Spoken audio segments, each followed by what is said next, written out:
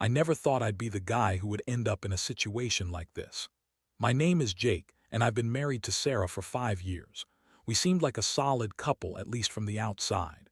We had a nice home, a decent circle of friends, and a shared love for hiking and trying new restaurants.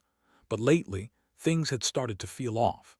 It was subtle at first, little things like her being glued to her phone during dinner or her sudden interest in going out with her friends more often. I shrugged it off as just the ebb and flow of life. Then came the day Sarah casually mentioned she had joined a dating site just to browse. My heart sank as I mustered up the courage to laugh it off, but inside, a storm was brewing. What kind of person just browses dating sites while in a committed relationship? I tried convincing myself that maybe she was just curious, but a voice in my head kept nagging at me. I brushed it aside, but the uneasiness settled in my gut and grew with each passing day. One particular Friday, we had plans to meet friends for dinner, but Sarah suddenly claimed she wasn't feeling well. I offered to cancel, but she insisted I go without her. As I sat at the bar, nursing a drink and pretending to enjoy the conversation, my mind kept drifting back to Sarah. Something was off. I returned home late and the house was dark. I found her asleep on the couch, phone clutched in her hand. I moved to put it on the table when a notification popped up, an unfamiliar name with a flirty message. My heart raced. The next day I found myself in a rabbit hole going through her texts, and what I discovered shattered my world. There were explicit messages, plans to meet up, and pictures that made my stomach turn. I felt sick, like all the air had been sucked out of the room. This was no mere browsing, she was deep into an affair. I can't even describe the mix of emotions that flooded over me: anger, betrayal, a profound sense of loss. I kept thinking about all the moments we had shared and how they were now tainted with lies. When Sarah finally woke up, I was pacing the living room, trying to hold myself together. I confronted her with the evidence I had gathered. The look on her face went from confusion to panic, and then to a smugness that made my blood boil. "You're overreacting, Jake. It's just for fun. You know how it is, people do this all the time," she said nonchalantly. Her tone was dismissive, as if I was being unreasonable for feeling hurt. I wanted to scream, but I just stood there, feeling like I was in a surreal nightmare. As she continued to deflect, claiming I was the one who was too uptight, I realized how deep her deception ran. Each excuse she gave felt like a slap in the face. I tried to reason with her, but it was like talking to a brick wall. The betrayal cut deeper with every word. She wasn't just cheating on me. She was gaslighting me into thinking I was the problem. After that night, I was lost. A whirlwind of emotions thrashed inside me. I was furious and heartbroken, and it felt like I was mourning a relationship that I thought was built on trust. I couldn't wrap my head around why she would throw away everything we had. The days that followed were a blur of sleepless nights, angry confrontations, and crying sessions. I felt like I was walking through life in a haze, struggling to find my footing. I spent hours replaying our life together, questioning every moment, every promise she'd made. The idea of ending things seemed impossible, but I knew I couldn't stay in a marriage built on deceit. I had to make a decision. Should I fight for my marriage, or was it time to move on? The thought of separation terrified me, but the thought of staying was even worse. I needed clarity, and I needed to reclaim my self-respect. I decided to take a step back and really assess what I wanted. Each day without her feeling like a step toward figuring out my next move. And as painful as it was, I realized I didn't want to be with someone who didn't respect or love me the way I deserved. This process was going to be tough, but I knew it was necessary. The journey ahead would be long, but I was ready to take the first steps toward healing and finding my own happiness again. That's where I was at a crossroads, ready to make tough choices. Little did I know that this was just the beginning of a much larger journey of self-discovery and ultimately, revenge. After that initial confrontation, the days turned into a haze of anger and confusion. I was still living in the house with Sarah, but it felt more like we were just roommates who occasionally exchanged words.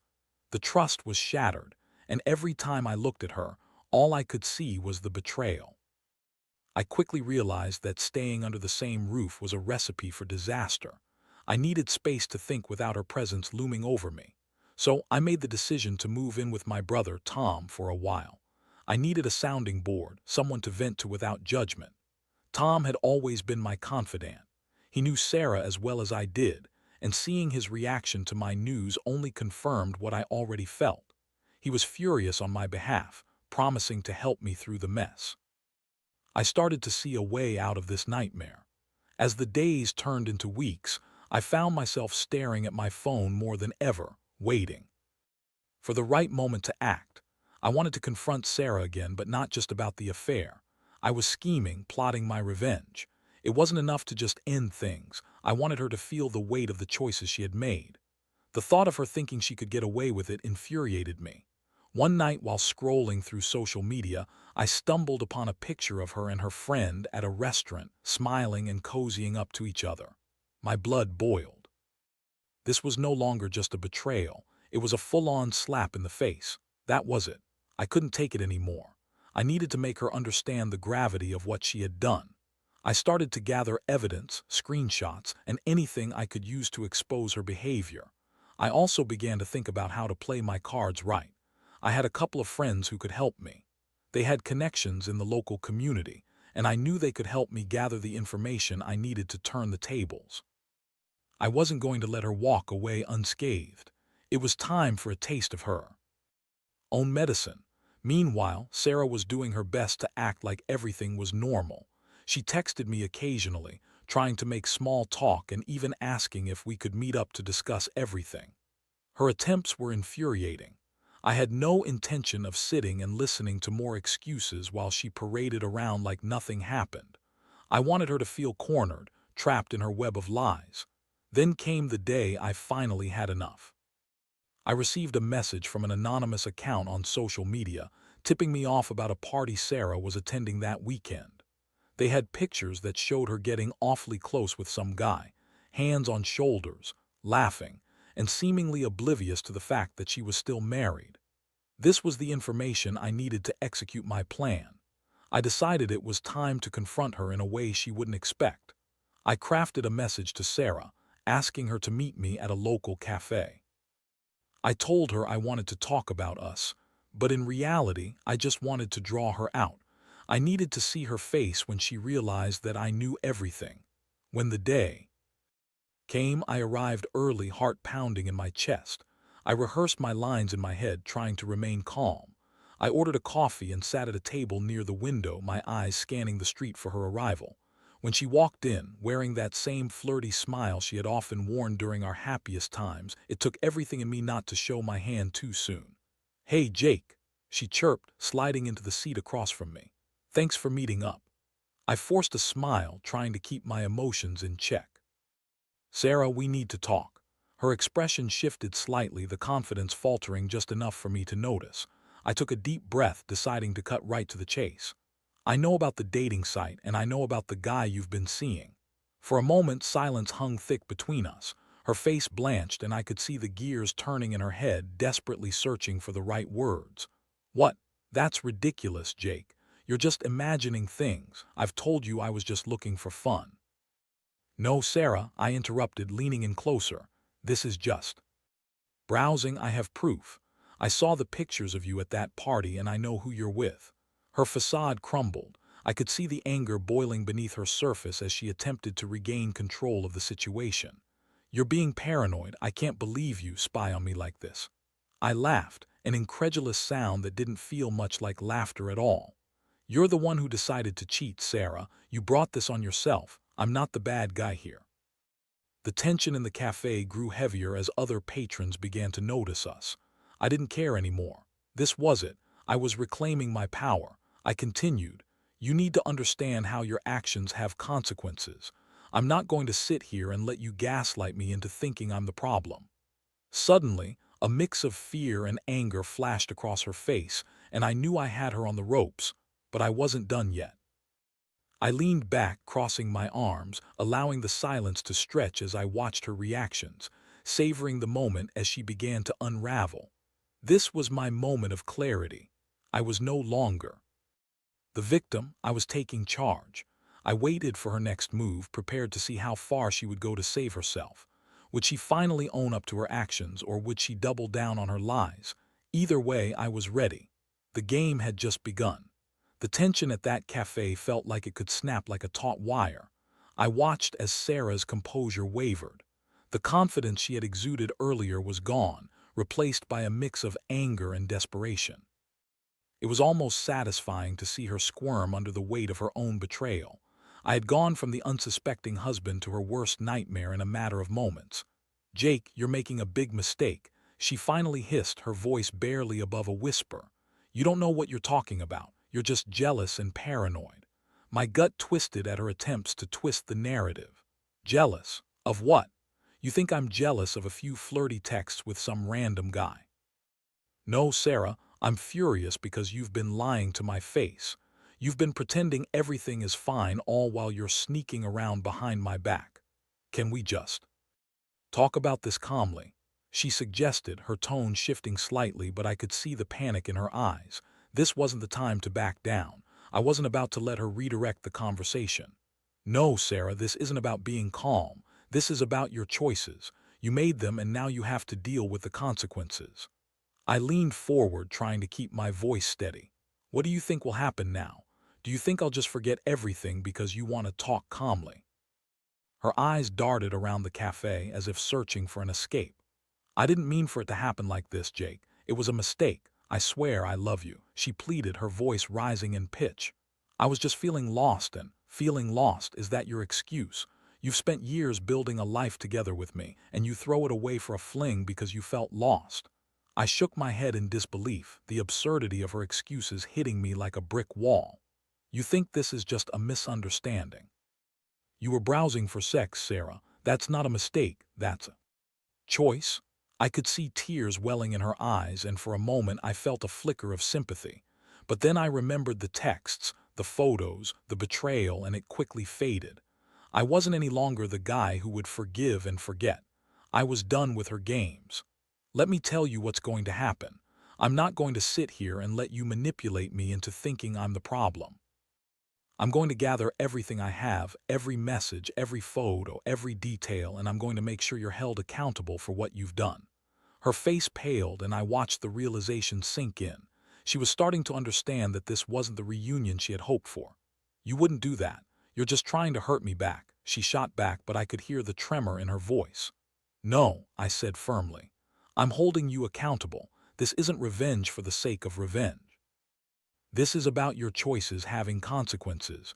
You should have thought about that before you started this affair." For a moment, we sat in silence, the air between us thick with unspoken words. I felt a mix of anger and relief, finally asserting my boundaries. Then I couldn't help but wonder if she actually understood the depth of her betrayal. Did she even care? "Fine. If that's how you feel, then just go ahead, but I hope you know you're ruining everything." She spat, her voice rising again, but I could hear the panic creeping in. "Sarah," I said, keeping my tone steady, "you already ruined everything when you decided to cheat. I'm just cleaning up the mess you made." With that, I stood up, leaving her sitting there in shock. I felt empowered. It was time to execute my revenge plan. I had friends who could help me. They could gather information about her new relationship and expose her betrayal to everyone in our social circle, to her friends, and even her family if necessary. She needed to face the ramifications of her actions head-on. As I drove back to my brother's place, I felt lighter. Each mile felt like a step away from the pain I had been carrying. I had taken control of my life, and while the road ahead would be challenging, I was finally ready to stop being the victim and start being the person who made things happen. That evening, I called up my friends, Ben and Lisa. They were always up for helping out, but this was different. I filled them in on everything, my emotions, the confrontation, and my plan for revenge. They listened intently, and when I finished, I could hear the wheels turning in their heads. "I can't believe she did that to you, man. We've got your back," Ben said, his voice filled with determination. "What do you need us to do?" "I want to know everything about this guy she's with. I want to know where they go, what they do, and when they do it. I need to gather evidence to show everyone who she really is," I replied, my resolve hardening. Lisa chimed in. "I can help with social media. I can dig into her accounts and see if there's anything incriminating we can find. Let's flush this guy out." Their support made me feel like I was no longer alone in this fight. We spent the next few hours strategizing, laughing, and sharing stories of betrayal that gave me a sense of camaraderie. I knew deep down that it was going to take time, but I was ready to see this through. By the end of the night, I felt a renewed sense of purpose. I was no longer the naive husband who had been blindsided by infidelity. I was a man on a mission, determined to reclaim the narrative and show Sarah the consequences of her choices. It was time for her to face the music, and I would be the one to conduct the orchestra. The next few weeks passed in a whirlwind of activity. With Ben and Lisa by my side, we had formed a tight-knit operation, dedicated to uncovering the truth about Sarah's affair. Every day, we worked together, a mix of late-night investigations and strategic planning. I felt a sense of purpose I hadn't experienced since the initial shock of Sarah's betrayal. Lisa took the lead on social media. She had a knack for digging up details that most people would overlook. I watched as she scrolled through Sarah's Instagram, piecing together a timeline of her recent activities. She found posts where Sarah was tagged with that same guy, David. The comments were innocent enough on the surface, but Lisa's keen eye picked up on subtleties that hinted at their relationship being more than just friends. They'd been out together more than I initially thought, and I noted every detail. Meanwhile, Ben took the more hands-on approach, reaching out to mutual friends to gather intel. He had a way of getting people to open up without raising suspicion. I was amazed at how quickly he uncovered information. Our friends who had no idea about the affair were happy to share everything they knew, and the more I learned, the angrier I became. One night, as we pored over our findings, Ben grinned at me. "You won't believe this. I just spoke to Mike and he mentioned seeing Sarah and David at the local bar last weekend. They were all over each other, according to him. He didn't know she was cheating. He thought it was a date." I felt a rush of vindication mixed with rage. This was exactly what I needed to expose her. "We have to get this on video," I said, my heart racing at the thought of finally having concrete evidence. "If we can catch them in the act, it'll be undeniable." Ben nodded, his expression serious. "I can set up a time to hang out at that bar. It's a popular spot. If they go again, we can record it, and then we'll have all the proof we need." The following weekend arrived, and I was a bundle of nerves. I was well aware of the risks involved, but the prospect of finally laying this all bare was intoxicating. Ben and I agreed to meet at the bar, and Lisa was going to stay back, ready to help edit any footage we might capture. As I sat at the bar, I watched the door, heart pounding. I felt like a spy, waiting for the moment I'd catch my wife in a web of lies. I tried to keep my cool, but the thought of seeing her with that guy made me sick. And then it happened. There she was, walking in with David, laughing and leaning into him like they were old friends. I quickly ducked behind a pillar and pulled out my phone, trying to steady my shaking hands. I recorded them as they sat at a table, oblivious to the world around them. They looked so comfortable with each other, and I felt a part of me die inside. It was surreal, witnessing the intimacy they shared while I stood there, a shadow in the background. I captured everything, their laughter, the way she touched his arm, the flirtatious glances. It was enough to make my blood boil. I focused on keeping the camera steady, determined to get every incriminating second down, wanting to ensure this was undeniable proof. Eventually, Sarah leaned in and whispered something to David, making him laugh heartily. My heart raced as I captured that moment, knowing it was evidence of how far she had strayed. Just then, Ben texted me saying he was outside. I quickly exited the bar, my mind racing. We had to discuss the next steps. When I met Ben outside, I could see he was just as fumed as I was. "Did you get anything?" he asked, his eyes wide with anticipation. I nodded, adrenaline coursing through my veins. "Yeah, I got the goods. She's all over him and I recorded it. We need to go back to my place and figure out how to present this." Back at my brother's house, we set up the laptop and reviewed the footage. Watching Sarah flirt with David on screen felt like a knife twisting in my gut.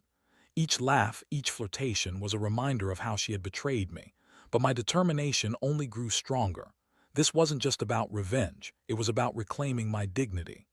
"Okay, so what's the plan?" Ben asked, Pausing the video at the moment, Sarah was leaning in too closely to David, her smile radiant and carefree. I took a deep breath. I want to confront her again, but this time I'm going to show her the footage.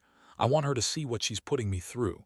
I want her to feel every ounce of pain she caused me. Ben nodded in agreement.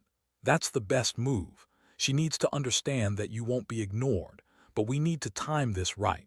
We can't give her a chance to twist this around on you again. We spent the rest of the night strategizing how we'd approach the confrontation. I wanted Sarah to feel cornered, to finally understand the depth of her betrayal. As the night wore on, I felt a mix of excitement and dread. This was the moment I had been waiting for, and I was ready. The next day, I sent Sarah a message asking her to meet me at a neutral location, one of our favorite parks. I wanted to see the look on her face when I presented her with the truth. It was time for her to face the consequences of her actions head-on.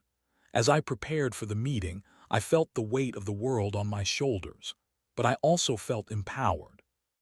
I was no longer just the wounded husband. I was the one in control, and I was ready to reclaim my life. The confrontation would come soon, and I was ready to show her just how serious I was about not allowing her deception to define me. The time had come for Sarah to face the music. The day of the confrontation felt like a storm was brewing inside me. I arrived at the park early, my nerves dancing as I paced the familiar path. This place had once been a sanctuary for us, filled with laughter and joy. Now it felt like the site of a battle, one I had to win to reclaim my life. When Sarah finally showed up, she wore that same innocent smile she always had, the one that made me fall for her in the first place. But now it felt like a mask, hiding the truth beneath. "Hey, Jake," she greeted me, her voice cheerful. "Thanks for meeting me. I thought we could talk about everything." I took a deep breath, steadying my resolve. "Yeah, we need to talk. I have something important to show you." Her expression changed slightly, confusion flickering across her face. "Oh, what is it?" I didn't waste time with small talk. "I know about the affair, Sarah." Her eyes widened, and for a fleeting moment I saw the mask slip away. "What? How do you know about that?" I reached into my pocket and pulled out my phone, ready to play the video. "I have proof, and I want you to see it." I hit play, and the footage began. I watched her face as the realization sank in. At first, disbelief washed over her, but as the video rolled, her expression morphed into horror. There she was, laughing, flirting, sharing an intimate moment with David. I could see her internal struggle as she grappled with the reality of what she had done. "No, no, no, this isn't what it looks like." She stammered, but her voice wavered, and I could see the panic rising in her eyes as the evidence played out in front of her. "Sarah, it looks exactly like what it is," I countered, standing firm. "You've betrayed me. You've disrespected everything we built together for a fling. How could you think I wouldn't find out?" She shook her head, tears forming in her eyes. "It was a mistake. I didn't mean to hurt you. I was feeling lost." "Lost?" I echoed, incredulous. "You thought cheating was the answer to feeling lost. Do you even understand how hurtful that is? You didn't even consider talking to me first." "Please, Jake, I love you. I'm sorry. We can fix this." She pleaded, her voice rising in desperation. But the more she spoke, the more my anger boiled. "You think you can just say, 'I'm sorry,' and everything goes back to normal? You have no idea how deeply you've hurt me. This isn't about fixing things. This is about you facing what you've done." I could see her breaking down, the reality of her choices crashing down on her like a wave. "I never wanted to hurt you. I loved you. It was just a stupid mistake." "Stupid mistakes don't involve planning, Sarah. You didn't just stumble into this. You made a conscious choice to hurt me." I was shouting now, the hurt and anger spilling out uncontrollably. For a moment, we stood there in silence, the weight of our broken relationship hanging heavy in the air. I watched her crumble, tears streaming down her face, but I felt no sympathy. "Not anymore." "Jake, please," she said, her voice broken. "Enough," I interrupted, my heart hardening. "You need to understand that this isn't just about us anymore. It's about respect, and you've lost mine entirely. I can't go back to who we were. I can't pretend this didn't happen." I took a step back, shaking my head at the mess we had become. "I'm done, Sarah. I won't be part of a relationship built on lies. I'm filing for divorce. You need to come to terms with what you've done." She looked at me. mix of disbelief and desperation in her eyes. "You don't mean that. We can work through this. I'll do anything." But I was resolute. "No, Sarah, I've made my decision. You had your chance and you threw it away. You'll have to face the consequences of your actions." With that, I turned to leave, feeling the weight of the world begin to lift off my shoulders. I had confronted her. I had stood up for myself. As I walked away, I could hear her sobbing behind me, the sound piercing my heart. But I reminded myself that this was a necessary step. I had spent too long ignoring the signs and pretending everything was fine while she was lying to me. This was the moment I reclaimed my power. Over the next few days, I felt lighter, but there was still the looming task of finalizing the divorce. I reached out to an attorney, gathering the necessary paperwork and preparing for what would undoubtedly be a lengthy process. But with each appointment, I felt more empowered, knowing I was taking control of my future. I also leaned on Ben and Lisa, who were there for me every step of the way. They helped me navigate the emotional fallout, reminding me of my worth and encouraging me to find joy in the small things again. I started to rediscover hobbies I had set aside in my marriage, reading, hiking, and even trying my hand at cooking. It wasn't easy, but I could feel myself healing. I learned to appreciate my own company and recognize the strength within me. I was no longer defined by Sarah's betrayal. I was rebuilding, brick by brick. As the divorce proceedings began, I felt an odd mixture of sadness and relief. I was closing a chapter of my life, but I was also opening a new one where I could finally focus on myself without the nagging voice of betrayal haunting me. I knew the road ahead would still have its challenges, but I was ready to embrace whatever came next. I had emerged from the pain stronger, more resilient. I was no longer the naive husband. I was a man on a journey of rediscovery, and nothing would stand in my way. The final act of closure was upon me, and I was determined to make it count. As I sat in my attorney office going over the final divorce paperwork, a sense of calm washed over me. I was on the verge of closing a chapter that had once felt so secure, but I now understood that security was just an illusion. I looked at the documents that represented an ending but also a new beginning. After weeks of back and forth with Sarah, we had finally come to an agreement. The negotiation process had been tense, filled with moments of resentment and anger, but in the end, we both wanted to move on. I couldn't deny that I had some lingering anger, but I was ready to put it behind me. The day of our final meeting arrived, and I found myself reflecting on everything that had transpired. I had done the work to heal, to rediscover who I was outside of our marriage. I had my friends to thank for their unwavering support, guiding me through the darkest moments. And as I prepared to see Sarah one last time, I felt a sense of closure beginning to settle in.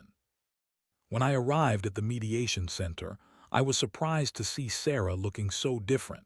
She had lost that carefree spark, and in her place was a woman weighed down by her choices. I felt an odd mix of sympathy and satisfaction at seeing the consequences of her actions etched on her face. "Jake," she said softly, avoiding eye contact.